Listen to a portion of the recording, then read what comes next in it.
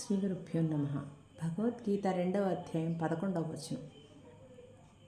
శ్రీ భగవానువాచ అశోచ్యానన్వశోచత్వం ప్రజ్ఞాం బాధాంశ్చ భాషసే గతాసూన గతాసూంశ్చ నానుశోచంతి పండిత.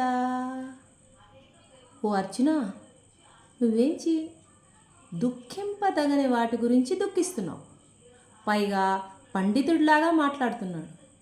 వివేకవంతులు జీవించి ఉన్నవారి గురించి కానీ మరణించి ఉన్నవారి గురించి కానీ దుఃఖించరు. తెలియకుండా ఇండైరెక్ట్గానే శ్రీకృష్ణుడు చెప్తున్నాడు, నువ్వు అజ్ఞానివి అని. కానీ ఇది మనం జీవించి ఉన్న వారి గురించి కానీ మరణించి ఉన్న వారి గురించి కానీ బాధపడకూడదు అనేది చాలా ప్రాక్టీస్ చేస్తే కానీ రాదు. చూడండి, మన వాళ్ళు కాకపోయినా ఎవరైనా చనిపోయినప్పుడు వెళ్తే మనం వాళ్ళందరూ ఏడుస్తుంటే మనం కూడా బాధపడతాం. మనకు తెలియదు చనిపోవడం అనేది మనకు ఒక పెద్ద విషయం. కానీ చనిపోవడం అనేది దేహం వదిలి వెళ్ళిపోతుంది, ఆత్మ మాత్రం ఎప్పటికీ శాశ్వతం. ఒక ఆత్మ ఒక దేహం నుంచి ఇంకో దేహానికి వెళ్ళిపోతుంది, అదొక ట్రావెల్ చేస్తూ ఉంటుంది. అది తెలుసుకున్నవాడు ఎప్పుడు దుఃఖించడు.